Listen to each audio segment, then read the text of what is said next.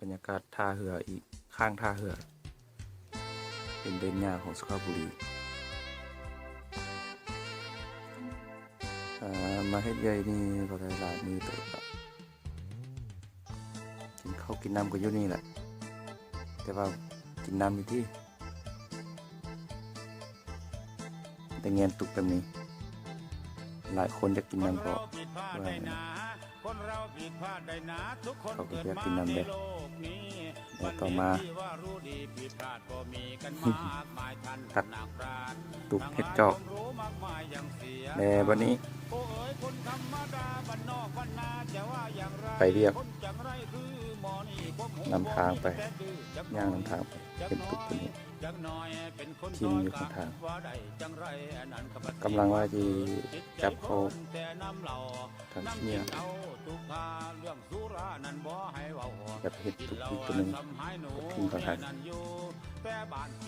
เดี๋ยวที่สัญญาแต่ว่าเขาเบิ่งแล้วคิดว่าจะเป็นจอกมันเป็นจอกนะมันเป็นจอกคนเห็นบอกว่าจอกมันจะเป็นแบบไหนแบบตัดสนีหลายคนคือที่เห็ดได้อยู่แต่ว่าตัวนี้เขาคิดว่าน้อยคนที่เห็ดเขาคิดว่าค่อยที่เห็ดต่อไปนี้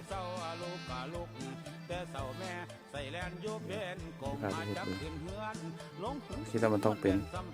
เราที่เห็ดมันอุปกรณ์ตุกน้ำ2ชนิดนี้หรือชนิดอื่นก็ได้ครับแล้วก็โดดเล็ก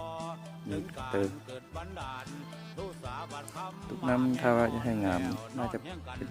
คอยาวตัวนี้ขอสั้นแบบนี้เป็นว่าตุกขี้ตุกตุกสปริงยาวเดินปลาให้เลย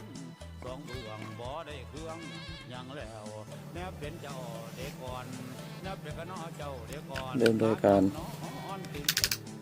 ตัดนี่ตัดขอบตุกนี้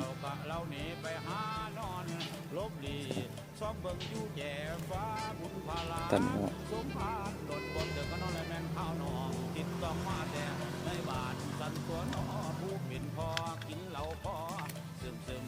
เย็บตัดก่อนใช้ได้ตะเล็กตัดจะตัดมาเรียบร้อยตัดเอาแล้วให้เอาปากกวดตรงนี้มาสุกใช่ไหมสุกเขาไม่ทำได้ต้องได้แปลงนะผมคัตเตอร์คอยแปลงคอยปากของมันสุกเข้าพอดีทีนี้ย่ายง่ายเกินไปย่ายน้อยเกินไปฟงอะไรแม่นชัวเฮือนนั้นลัดนาก็คนเฮานี่นาลัดนาก็คนเฮานี่นาคนแตกมาเต็มเฮือนบึ้นบึ้นใส่ได้แล้วขึ้นเอาไปล้างท้องพวกพี่น้องถึงลูกถึงป่าขามาซาตบตายหมอเว้าเมียของเขาก็มานั่อยู่บ่หมอกะสอทำเมียจำจีมื้อวันนี้กินหยังแน่เจ้าเมียเลยว่าบ่กินหยังทั้งนั้นมันมาดูดนมฉันตอนนั้นละจ้าดูดไปดูดมาตึงโลดง่ายตึงตามพร้อมนี่มีเพียง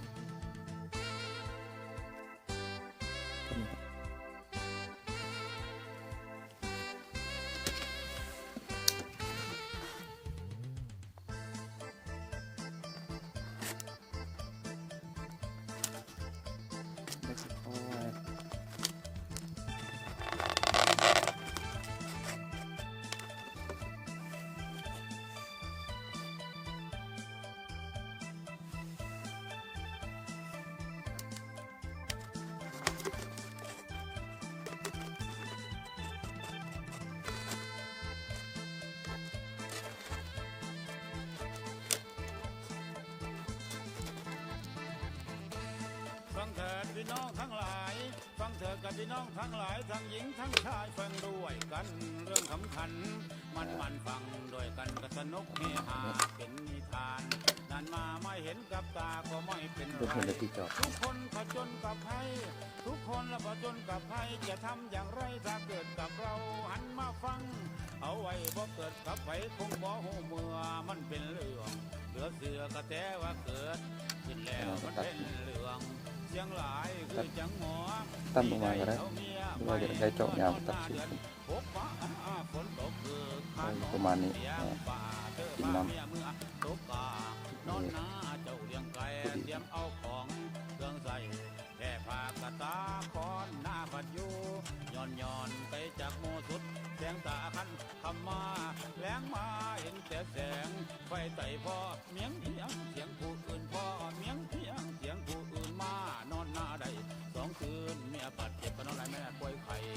ยิงหอนกะจังแม่นกำปอบปัดมาซึ่งกำเคยนำให้เธอโอ้ก็จังแม่นเธอข้าวถูกผัดช่วยกะปันนั่นละเธอกะสองมือผัดหน้าคำที่เมียเจ้าถึงกันละพันแม่นตายปากกามกันแม่นตายบ้านนี้เธอเว้าอยู่ผู้เดียวเที่ยวทำเนี่ยอยู่ใจก็เป็นจังได้บอกไอ้แน่ส่วนนั่งสีเนี่ยเธอได้แต่ได้แต่นั่งโยหลังโยหน้าตาสนขึ้นเบื้องแทนเทตาเหลือกอยู่แม่แม่แล้วปอบแกมันแสนบนเธอกะท้อนผู้เมียจนเหือไหลไข่ย่อยปอบมันทำซ้ำอ่อยบ่จักหัวจักให้ขึ้นบดแห้งเป็นจอบที่บ่ธรรมดาเลยบ่มืออื่นเด็ดคออ่อนแต่แลก็จับสีแก่ก็เลยแม่นจังได้มนหรือคนกักบ่ได้เรียนน้ำโมมาพอโตหอดน้ำโมกักเลยลงมาตีดันสมองอันขันสีฟ้าเมียไว้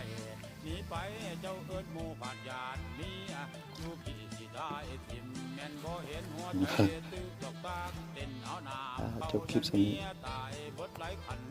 ไหลโอกอายุเป็นได้เด้อบ่เลยหัวแต่มีสีมีนะครับใส่สีก็ได้แต่ก็ไม่ใช่ละนั้นก็บ่มีสีมาตายแบบนี้ไอพี่แสนเสียดายเลยจับเมียนอนง่ายถึงว่าไอมาเสียได้ดีไอมาเสียได้เจ้าเอามือคำปะโลมลูกเอาปากจูบแล้วปากกลมต้มแก้มแล้วเขาจ้ามือคำหาสะน้ำเป่านนกะเดาพัด